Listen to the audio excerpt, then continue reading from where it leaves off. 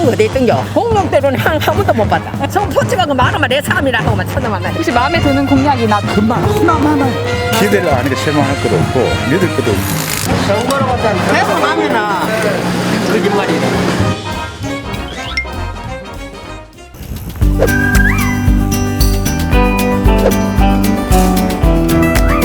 안녕히 가세요.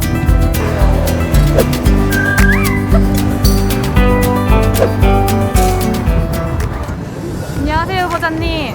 네, 안녕하세요. 후보자님 공약에 네. 대해서 여쭤보고 질문을 좀 받아왔어요. 네, 네. 한번 보시고 답변을 해주세요. 네, 알겠습니다. 3번.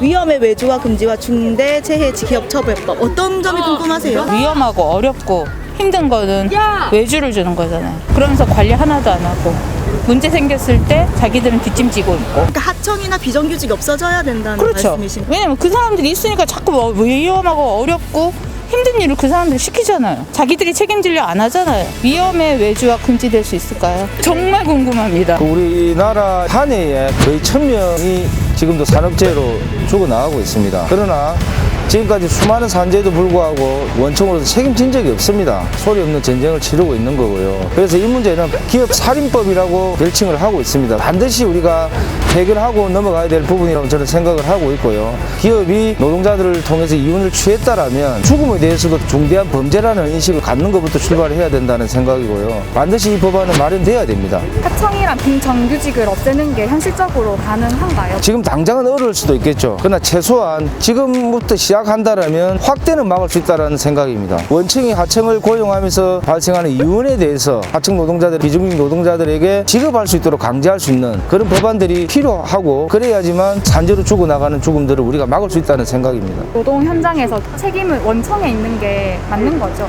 당연히 원청이 책임을 질 수밖에 없는 겁니다. 현대중공업을 예를 들면 시설물, 심지어 작업복, 개인 공구 등 전부 다 빌린 거고 몸뚱이만 거기서 일을 하고 있는 겁니다. 하청업체에게 그 책임을 물으려면 하청업체가 위험시설에 대한 감독 관리를 할 수 있는 권한이 있어야 되는 거잖아요. 없습니다. 그리고 작업 공정이나 스케줄도 원청에서 짜 내려오는 것을 맞추는 형식이기 때문에 업체에다가 전가도 할 수 없을 뿐더러 책임을 질 수 있는 능력이 사실상 없는 상태입니다. 그렇기 때문에 원청이 책임을 져야 되는 게 분명하죠. 잘 모르겠어요. 너무 어려운 얘기. 네네네네. 일반 시민들을 위한 공약이 많이 없는 것 같고. 어렵다고 느끼시는 거 충분히 맞다는 생각도 듭니다. 다만 울산 동구는 현대중공업 노동자들의 상황을 떠나서 경제를 이야기할 수 있을까요? 현대중공업이 일하는 원청 노동자, 하청 노동자와 관계되지 않은 분들이 과연 있을까라는 또 질문을 드리고 싶습니다. 그래서 노동자들을 위한 공약이 동구 주민을 위한 공약이다라고 생각을 하는 거고 정규직의 임금 절반 받고 언제 잘릴지 모르고 다쳐도 아무도 책임지지 않는 이 외주화 빌딩 짓고 다리 짓고 관광지 만든다고 우리 삶이 나아지겠습니까? 없으면 안 되지. 외주화가 있어야지. 이게 외주화라는 게 안 생겨서가 없는 게야. 전부 다 외주 없이 다 지경처럼 뭐 이게 나라 해서 깔아지고 돈 내겠나 안 하지.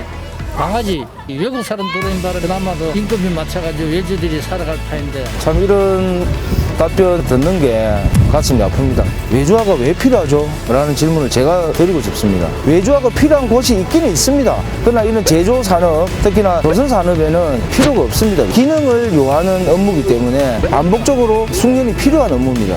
여기 외주를 들을 이유가 어디 있습니까? 사실은 사람답게 대우받기 위해서는 외주화는 반드시 없어져야 합니다. 위험스러운 일을 외주화에 주지 않겠다 이런 말인 것 같아요. 길 가다가 버스 타고 가면 위험한데 뭐 위험한 안 데가 어딨어.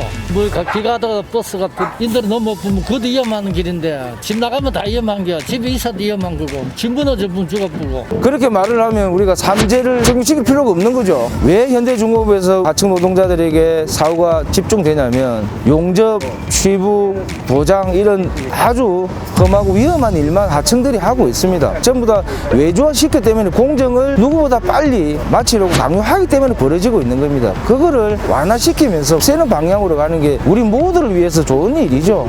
그 외주화가 위험하다는 그 공식이 위험하다는 게 아니고 외주화가 있어야 맞는 건데 이제 몇 대 몇으로 외주화할 거냐 그게 문제지. 외주화와 비정규직화를 없애는 게 최종 목표인 거고 그 가는 과정이 역량에 따라서 조금씩 남아있을 뿐인 거지 몇 대 몇을 목표로 갈 수는 없다고 저는 생각을 하고 있습니다. 그분 어디서 일하시는지 꼭 한번 만나 뵙고 싶네요. 네. 국회의원이 된다 해도 이거를 책임질 수가 없잖아요. 지금까지도 그래 왔으니까 그렇게 믿지를 않습니다. 시작은 나왔었지만 그게 실행이 된 거죠? 예, 실행이 안 됐습니다. 예. 저는 이런 반응들이 당연한 반응이라고 생각을 하고 있습니다. 그 누구도 책임지지 않았습니다. 그래서 이번 총선은 보수와 진보의 싸움이 아닌 거라고 말씀을 드린 거고, 그 고통을 알고 그들과 함께 싸울 수 있는 사람 반드시 뽑아서 우리도 할 수 있다는 거 저는 보여주고 싶습니다.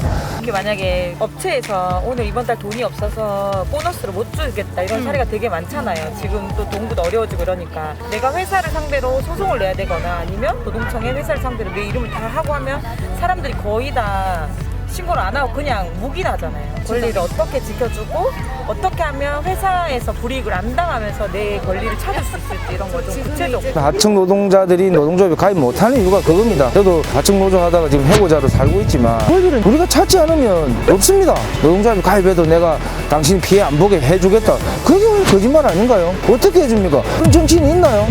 아무리 좋은 법을 만들더라도 거짓말입니다. 거짓말. 조금 두려움이 있고 힘들다라면 함께 우리 조합원들 또는 우리 주민들 해코지 못하도록 등을 대겠다는 겁니다. 외주화 금지는 그 외주업체 생계를 끊어버린 것 같아요. 업체에 근무하시는 분들은 어떻게 금지를 할 그 많은 사람들을 정규직화 시키면 되는 거죠. 왜 없어집니까? 그들을 동구로 내쫓고 현장에서 내쫓겠다는 이야기가 아닌 거죠. 그들을 좀 더 나은 고용 형태로 보장하면서 임금을 제대로 받기 위한 걸 외주화 금지라고 하는 거지, 그들을 내쫓고 업체를 개업을 시키겠다는 것은 절대로 아닙니다. 하청 규제 누가 국회의원을 하는 예. 말씀을 직접 들으셨던 거예요? 들었죠. 정규직이 나가지 왜 하필이면 하청이 나가려고 하냐, 이런 류의 이야기들을 많이 들었죠. 어쩌면 당연한 반응일 수도 있고 우리 사회에 뿌리 박힌 차별과 배제라고 생각이 됩니다. 그걸 또 깨는 게 저희 역할이라고 생각이 들고요. 하청도 국회의원이 할 수 있고 대통령 할 수 있는 그런 사회 만드는데 첫걸음을 내디고. 하청인데 무슨 국회의원을 해라고 한다면 한 문장으로. 그럼 누구 하죠? 현대중공업의 정규직 노동자, 하청 노동자의 목소리를 대변하려고 이 자리에 섰습니다. 여러분들이 얼마만큼 힘을 모아주느냐에 따라서 저는 현대중공업이 바뀌고 동구가 바뀐다고 생각을 하고 있습니다. 동구를 죽인 분들이 다시 살리겠다고 이야기하고 있습니다. 거짓말에 우리는 속지 않아야 된다고 생각을 합니다. 동구를 살리고 현대중공업의 노동자를 살리는 길은 좋은 일자리와 임금 인상과 고용 보장입니다. 그래서 동구에 많은 하청 노동자들이 살고 싶은 동구로 만드는 게 살 길이고 경제를 회복할 길이라고 생각이 듭니다. 동구 주민들과 현대중공업 노동자들을 위해서 최선을 다해 뛰겠습니다. 많은 지지와 응원 당부드리겠습니다. 고맙습니다.